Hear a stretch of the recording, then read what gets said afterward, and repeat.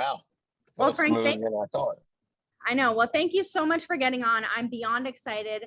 First of all, we want to give you a huge congratulations. We're honored to have you on, and a huge congratulations on your integrity partnership. Thank you. That is a huge accomplishment, and we're just trying to follow in your footsteps. And I just couldn't be more excited to have you on today. So I know a lot of people know who you are, but for any brand new agents that we have on the call, can you do like a brief introduction of your story with FFL? Sure.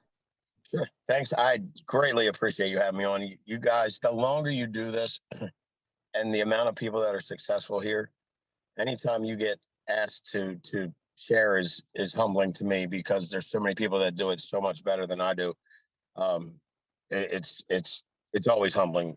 But Marissa, I've been with Sean since day one. I mean, I was not with Sean at the other company. I was there, not on his team, and he called me one day and said, "You know what? I want to start my own IMO." I said, "I'm in. I don't care where you go, I'm gone." Because the guy that hired me at the other company didn't really much care about me. And Sean spent a lot of time helping me, and he had no vested interest. And so that was probably one of the greatest phone calls I ever got. And I remember hanging up, and I walked inside and I said, "Jamie, we're quitting." So what do you mean we're quitting? I said, "Sean's starting a company. We're going with him." And she said, "Okay." Because she saw what, the amount of time he spent with us, and countless phone calls, and we've got to know each other.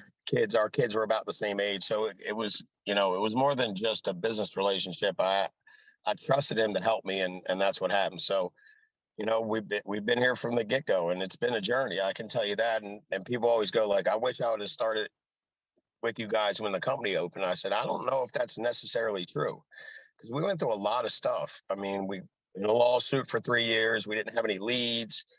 Carriers were scarce, to say the least. We had Americo, but they only approved 47% of what we submitted. So it was a disaster. Um, and then, we got a call one day, and Sean's like, "We lost two carriers, and if Americo decides to drop us, we're going to be out of business tomorrow." So it wasn't always peaches and cream, but, it was, to me, worth all of that. We learned a lot of lessons. And I think now what I'm noticing here is, people are having so much success so fast, they tend to take it for granted, if you will, because it's not always going to be that way. And if you own any business, you're going to go through something at some point, and it's how you handle that. It's going to determine, how successful you are going forward. And there's no quick way to success. Everybody's always looking for that shortcut. I didn't have that mentality because I'm not that innovative and I'm not that creative. I don't like computers. I'm not a social media guy. I just knew how to sell insurance, and I really cared about helping people. So I wasn't looking for a shortcut. I like grinding. I don't, I'm not one that can sit still very often. So I didn't know what I would do if I got to the top and I'm 45 years old. What am I going to do? Retire? Like, I can't. I'll get in trouble, first of all. Second of all, it's just not my style. I need to be moving. So I embraced that, and I think that was one of the things that helped us along the way. Um, and then there was tons and tons of things I changed. So I wrote a list, and I shared it with Sean before I came on here. I was like, "Do you think?" Because I know who you are, Marissa. I've met you a couple of times, but I don't really know you yet. But I'm sure that will change. Um, and I said, "Do you think this could help?" And he's like, "Yeah, absolutely." So I was flying last week, and I was just thinking, and I'm still in awe of what's happened, because 8 years ago, when we started this deal, I was just looking to pay my bills and have a little bit extra money to take care of my kids. And if you would have told me 8 years later we'd have millions in the bank and be partners with a company that's on their way to going public, and I would have said, "You're crazy." So to me, it's still not even real. I haven't bought anything. I'm not spending the money. I'm working harder now than I ever have. But I was on the plane going like, what was it that we adjusted? Because we made some adjustments. I mean, in 2018, I lost half of my team. Now, and we're going to go through all this stuff, but it was a good thing because the people that left weren't really good for our group. They had bad attitudes, bad culture. So we shed some fat, but it was still difficult at the time. And And by March of 2019, we had more than doubled where we were at prior to them leaving, because we just decided to not even think about what happened and just go back to work. And that's really what to me, the biggest thing in this business is how you can handle things, and how you let them affect you or not let them affect you. So I'll go through this list with you. If you have questions, I'll answer them along the way. But to me, the 10 things that I wrote down that changed my business for the better. The first thing was business moves fast, and I need to move faster or I'm going to get left behind. And I relate that to a lot of things. So I'd say the first thing was social media in general. I didn't, I'm 45 years old. I'm an old man at this company. This company's filled with people your guys' age, which is awesome.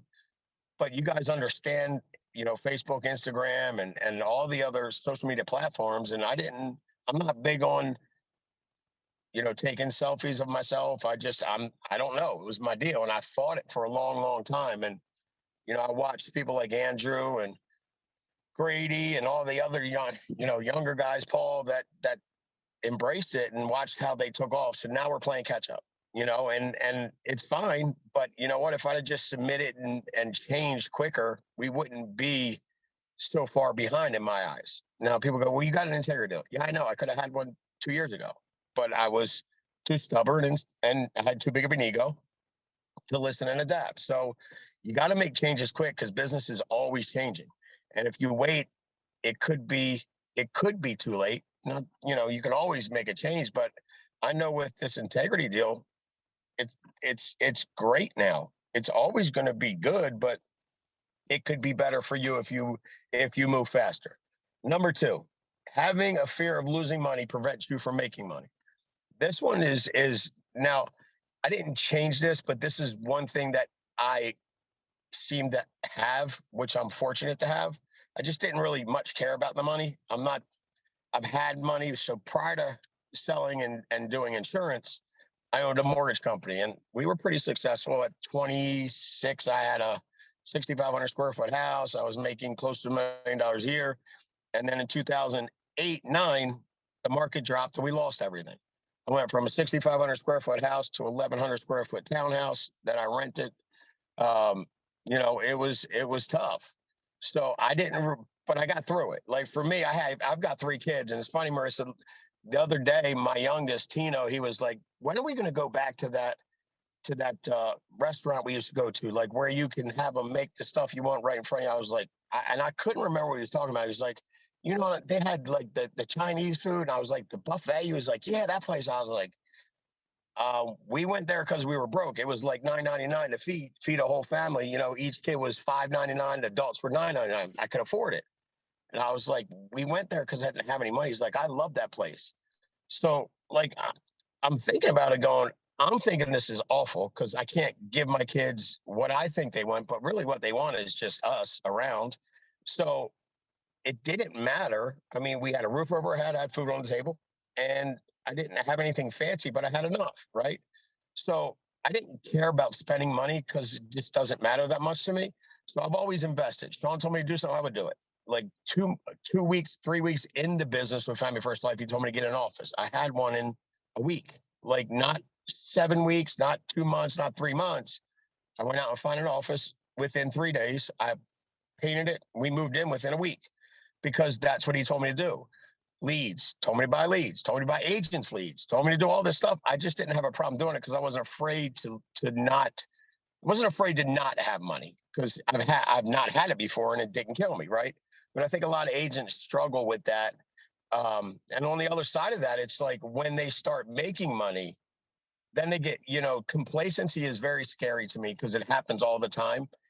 And so I loved, and I know you were at conference. I hope most of the people on this call were at conference, but I know Andrew was talking about, and the numbers are probably going to be wrong, but the idea is going to be the same.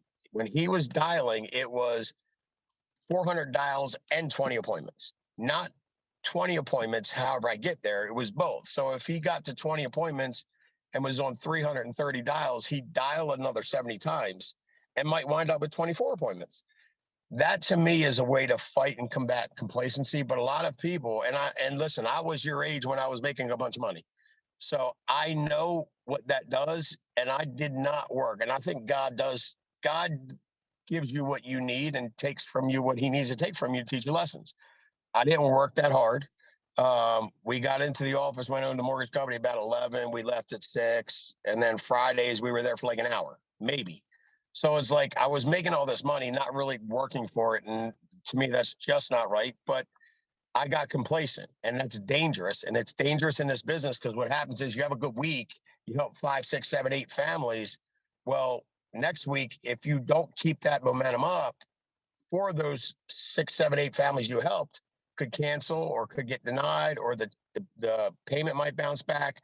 And that's all real chargebacks. And then you're fighting an uphill battle. So it's just much easier to just keep doing what you're doing on a weekly basis and don't change it. But be careful about complacency, because then you have a fear of losing money, right? The thing people do is they don't buy their leads the following week because they didn't they think they have enough leads because they didn't get a hold of all of them last week, or they get complacent after they had a good week, and then the following week comes and they don't want to buy leads because they haven't gotten paid enough the prior week. So all that stuff's preventable, but it all starts with a fear of losing money. Number 3, wrong decisions matter less when you have a true purpose in what you're doing. To me, that's a big one that I think Family First Life stands for. There's no company that's out there that does what we do, from the standpoint of serving people. I mean, this stuff right here is not normal in other businesses where I'm not on your team, Marissa. I don't have any vested interest in you, but if this call was at 2 a.m., I would hop on because you asked, and my job is to pay it forward. That's not normal. And giving, like what we do for the Dream Center. I mean, Josh Crisp is one of our agents. His apartment burned down like 4 days before conference. They raised, I mean, like $25,000 was raised in less than 24 hours. It blew my mind. Like I couldn't even, I mean, it gives me chills when I think about it, but people are just so willing to help and serve. And that's the greater purpose. So like when I'm working and something goes wrong or I make a mistake, I go, all right, brush it off and move forward. First of all, my heart's in the right place. So if I give you a wrong answer, it's not intentional. It's because I messed up, and we're all not perfect. So we need to have some grace. But it really does make it different if you have a bigger goal than just putting money in your bank account. If the goal's bigger than that, then you just tend to not worry about small stuff. Don't sweat the small stuff. You just keep moving. But number 4, this one for me is big with a lot of folks that didn't come from money. And it's the biggest battle we fight. I think I fought it. A lot of the agents that we've talked to fight it. Is you don't need anybody's permission to be successful. A lot of people where they come from, it's almost like they have this sense of who should be successful, who should be wealthy, who should be rich, who shouldn't. And I don't like that because, we're all created equal. We all have the same opportunity. And this country, whether you love it or not, I mean, I love it, but it gives you the greatest opportunity in the world to make money and provide for your family. You don't need anything else but that to go ahead and do it. But a lot of outside influences, whether it's family members or friends telling you that's not going to work for you, that, they're just going to take advantage of you, or you're not like them, they're smarter than you. That's not, listen, I don't have a college degree. If you listen to me speak, you can probably tell that I'm not that smart. I'm intelligent. I have some sense, but I'm not a genius. So I just feel like my kids deserve that. Right. And so you got to deep down inside go, you know what? I deserve it too. And if you have that mentality, I think you'll win, or I think at least it's a start for you to get the confidence you need to win. That's where people lack a lot, is confidence. I know I definitely lacked it in the beginning, just because I built a business and then I lost it all. So I figured I was a failure for a while, and then, get people breathing life into you, telling you that it's, it can be done again, just keep fighting. And it was a fight. I mean, we went for 2009 till 13 years. It's been a grind since then. I mean, now I'm making way more than I made back then. I was making way more than I made back then a couple of years ago, but it didn't always look that good. I promise you. I think a lot of people, I guarantee it, Marissa, if there's 80 people on this call, 100 people on this call, 80% of them have more money in their bank account than I had 2 years in. I just didn't even shit, even nine, ooh, pardon me, even 9 years in. I spent it all back into business, and I'd always have like maybe 8, 10 grand. That was it. But in the early days, it would be like a grand or two. It was not much money in my bank account because we just kept pouring it back in. Um, the journey is going to be a struggle. Somewhere along the line, you're going to deal with some struggle. Okay. The faster you embrace that, the easier it's going to be. Like, don't think that this is just going to be one peachy cream ride and you're not going to deal with any issues, because you're going to set yourself up for disappointment. And I know I didn't personally do this because I'm a very carefree guy in the sense that I don't worry about a lot of stuff. But obviously my wife's in the business. I've worked with her since I've known her. And so she would definitely get upset and not expect that to happen, certain people to do certain things. And I'd be like, you know what? We knew this was going to come. We knew it wasn't going to be easy. So can we just stop being emotional about it? So embrace that. It'll be fine. People will let you down if and only if you let them. Meaning, I stopped having expectations for people to do the things the way I thought they should be done. Now, first of all, just because I think they should be done that way doesn't mean it's right. And a lot of folks that haven't been around the type of people I've been around for the last 8 years aren't as lucky as I am to know how we think and to know what's really possible. I mean, if you think about it, Family First Life is a handshake deal. In a sense, we don't have a contract. We get a bonus every month that I didn't sign for. And I talk to people that own their own businesses all the time. They're like, you're crazy. I'm like, I can be crazy, but I have a lot more money than you do. So call me what you will. This company, the way we are, if we give you our word, it's legit. Like, if I tell you, Marissa, I'm going to do something, I'm going to do it. And if it doesn't get done, it means I'm dead, or it's literally just not impossible. I gave you everything I had. I just couldn't do it. And that's a beautiful thing. But people right out the gate don't have to be that way because they don't know it, right? They don't expect it. They don't trust you somewhat. They don't know our values and our culture here. So I would expect everybody to just think the way I thought all the time. And that was a tough one for me because I would live kind of mad. Because, when you have agents and you thinking that they should know hey, it's Monday, you should have had your leads last night, you should be on the phone already, and then they're crying about their bank account, you're going like, why? You should know this. Well, maybe they do, but they probably don't. So it's our job to teach them. Oh my gosh. Oh, I'm sorry. I'm literally sitting in my driveway and a tree just fell, like legit right in front of my face. It almost struck my car. Holy cow. We're getting a major storm. This is crazy. Is your car broke? Huh? Is your car broke? No, it fell. Like, I just brought Jamie. She needed a new car. I had ordered this 8 months, a Cadillac Escalade, and it just came in like 2 weeks ago. And I'm sitting in it, and the tree literally missed it by like 5 feet. I can't even believe that. She would have lost her mind.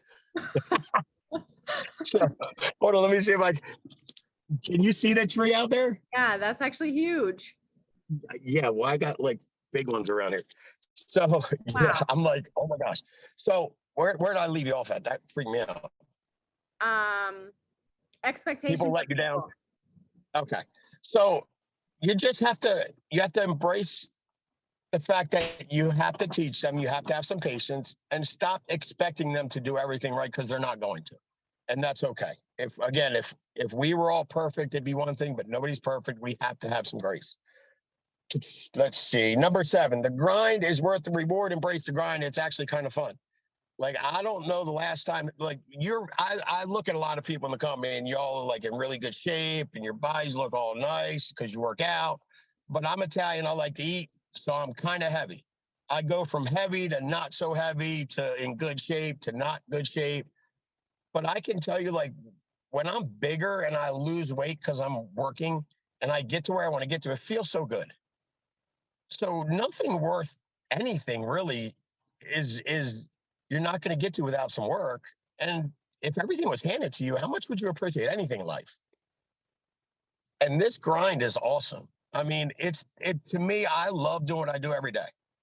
Like I love talking to people. I love, evaluating what they're doing. I love analyzing what they're doing as far as their schedule, leaf flow. Like all of this to me is so interesting. Or I could have a job where I do the same thing every day, 40 hours a week, and I hate my life. And on Sundays, I drink myself to sleep because I don't want to go to work on Monday. Like, why not just enjoy the process here? Everything would be so much better. You would smile a lot more. Your clients would notice it if you actually just smile all the time. Your agents would be happier if you were not so mean to them. I did a call with Mark Mead. Oh my Lord. I want to say in 2015, maybe. And we hung up. It was my team. We got off the call and he immediately called me back. He goes, bro. I was like, what's up? He's like, man, you hate your team. I was like, what makes you say that? He was like, everybody can tell. I was like, yeah, well, they're just lazy. He's like, wow. So they're all going to quit if you don't stop. And I realized like I was so mad, because I had put expectations on them and I was allowing them to make me mad because the grind was for me exciting, but for them it was like a job. And I couldn't get them to understand how to just make it fun, right? So everybody was just miserable because all I did was yell because they weren't where they wanted to be. We weren't where we were supposed to be. Sean's putting pressure on us. I'm like, this sucks, right? So there was a million days where I said to Jamie, you know what? If I just sold insurance, I wouldn't have to deal with none of this crap and I could write 500-600 grand a year easily. Now with all the stuff we have, I could probably do it 500,000, 1 million, 2 million, right? So, it's a grind and it's going to be, again, ups and downs, but at the end of the day, it's pretty fun. And once you get there, it's well worth all of the stuff. And the amount of lessons you learn in that time are priceless. They're priceless. If I always say, like, if The Matrix, you ever seen that movie? I mean, that was a long time ago. But like, if we could have a program where I could just plug it in the back of your neck and download everything I knew from this business into people's heads, like, and then Mark Mead gave it to me and Sean and then Matt and Paul and you, and like we would create like crazy agents. It'd be insane. But I can't do that. So you have to go through the stuff yourself. And there's no like the stacking and the gifting and all that stuff to me just it creates terrible culture and people then become entitled and then they don't know how to deal with stuff because they didn't build it themselves. They don't appreciate it as much. They don't treat the agents the same way. So again, it's going to be a grind, but embrace it because it's fun. Number 8. So these last 3 are the most important. Okay. Like legit. When it's about other success more than it's about yours, you'll explode. And that's really hard to do unless you're doing 30, 40 families a month. Like you have to do that because when you're helping enough families to where your bills and everything's taken care of on your own, then you can tell people what they need to hear, not what you want to tell them because you need their money. And that for me was the game changer. And we didn't have that ability at the last company. Like we really couldn't sell that much or help that many families because we were in meetings like 3 days a week and all they did was want to have meetings and we needed to make money, but we couldn't. So when we got here and Sean, I was riding up to, it was me, Sean, Trevor, Savannah, my wife, Jamie, Frankie and Elena. We were going to watch the Eagles play the Giants and, on the way up, and that's the stuff like, if y'all ever get a chance to be around Sean, get around him. I don't care what you have to do. Ask him, ask Kat, Marlena, anybody, get around him because those times is when you learn the most. So this was the conversation we were having on the way up. How's it going? Good. What are you issuing? Told him 20 families a month. Okay. How's that working out for you? I was like, it's fine. He was like, how much money do you have left at the end of the month? It's like about a couple grand. He was like, can you imagine if you just helped 40 families a month? That'd be an extra 18, 20,000 at the end of the month. You know what you could do with that? And I'm thinking like, that's such an obvious statement, right? Like so obvious that a kindergarten person could understand that. But I didn't think that way because a lot of us will work to where we need to be instead of going here so you can do more with what you have and you can invest it all back in and not worry about it, right? You can give more away. That's in it to me in itself. That was the best advice he's given me a ton. Trust me. Like if y'all would have known me 8 years ago till now, I mean, it's like a huge transformation in the sense of my business acclimate, my maturity, my emotions. But that comment changed my life, like literally changed my life. So when we say that stuff, it's not without reason or rhyme. We all went through it. And when we all started doing it is when we were able to do what we needed to do to build a real business. So do that, like 30, 40 families a month without fail, and invest it all back in the business and help people and make it about their success, not yours, not about your name, your recognition. When you're truly cheering and pulling for other people, they'll go to war for you. And that's what we're trying to do. Not that we're trying to buy folks or make, but like when you start doing that, it becomes why you do what you do. It's your purpose. It's your juice, right? Your juice is seeing somebody else succeed.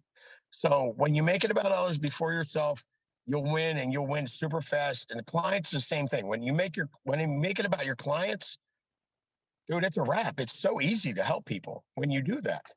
So number 9, there is no place for emotion in this business. That was the one that took me the longest to kick. I'm Italian. I'm a little off sometimes. People like to call me crazy.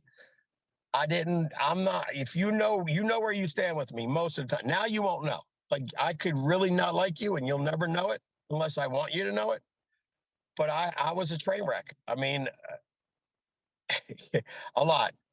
Let's just say it'll cost you a lot of money, and people won't want to be around you, and they won't want to be in business with you because they think you're unstable and they think you're a risk. And I didn't get that for a long time. And I always took my emotion as like, listen, I'm loyal. So like if I'm going off, that's a good thing because I'm on your side. You want me on your side, but people they don't like it. It makes them nervous, right? And I grew up in Maryland, but I have family in Jersey, and my whole family's Italian. When you get around us, everybody thinks that like they're in the mob. And I laugh, but like Sean's like, no, dude, that's a problem because they're probably scared to death. And I'm like, but it's a joke, right? He's like, no, you ever seen your dad? He looks straight out of the mafia and all his friends, right? So they think that's real, and I didn't know that. So I would yell at people, I would scream at them, I would run them away, make fun of them if they weren't making money, because that's how I enjoyed being coached, because I just like that, you know what I mean? But a lot of people don't like that. They want to be spoken to like a human being and not put down, but lifted up. And all that has to do with emotion. And then emotion with money. When you get chargebacks, you're going to get them. You get roll-up debt, you're going to get it. It's part of the business. You can pull any integrity partner right now, and I guarantee it, all of them have 6 figures plus in rolled-up debt. 100%. We're all still here. All the debt's paid off. It's no big deal. It's not like the insurance company's going to go into your bank account and take all of your money. They'll let you stretch it out. So, and by the way, this is what I like to ask my agents. Like, do you think that if they had the money, they wouldn't pay it back? Nobody likes owing. Nobody likes having debt. Nobody likes to be threatened, go to collections. Nobody likes to be vectored. If they had the money, they'd pay it back. So just, again, give them some grace, take your emotion out, and go back to work. That's simple. And number 10, because I told I go forever. Giving. Even when you don't have to give, we'll bring it back tenfold. Like I made that commitment in 2018 after that group left, after I lost half our volume, after my income went down 50%. I made that commitment at conference.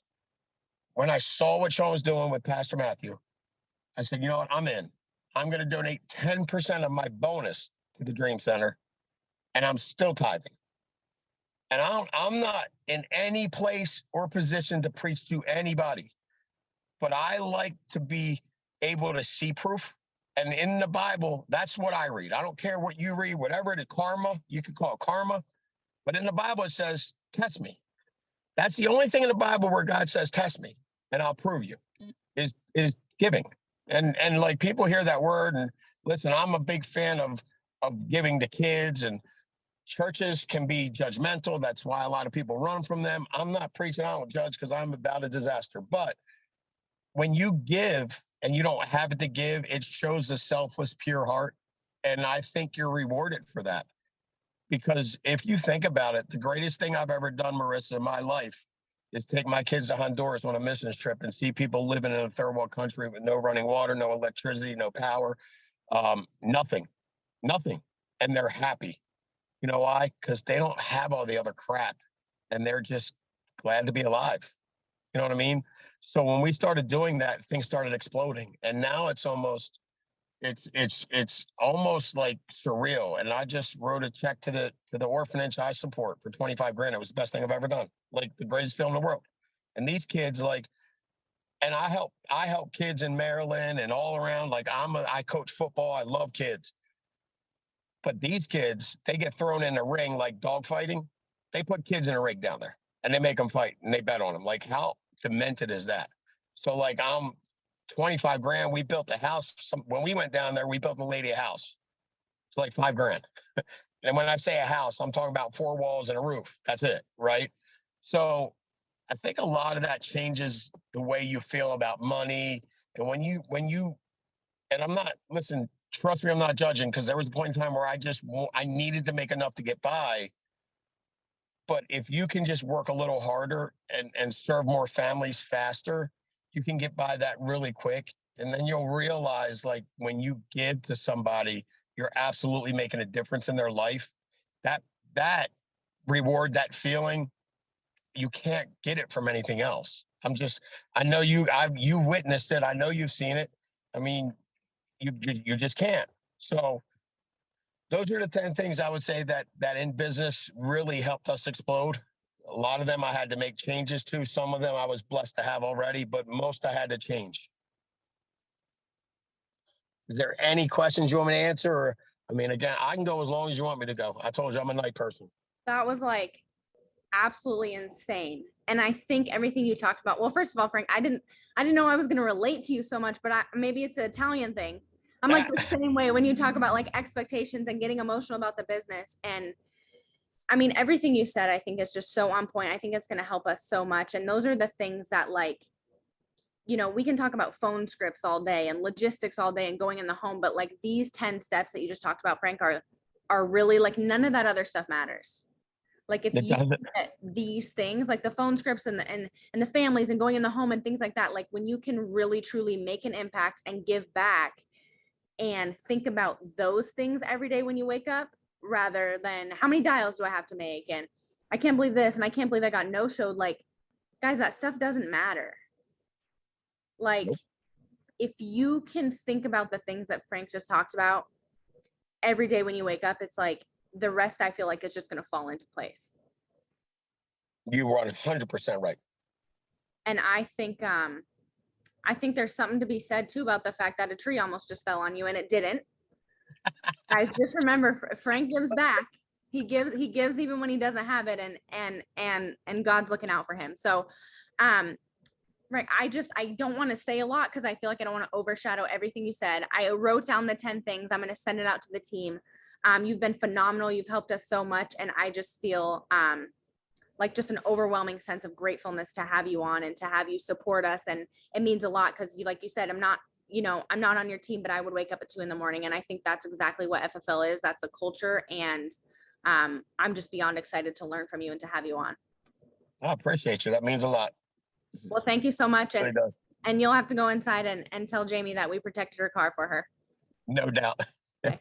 Thank you. And I appreciate you guys. Yeah. Thank you so much, Frank. And you are the host of the meeting, so you'll have to end it for us. You want me to end it right now? Thank you. Yep. All right. See you guys.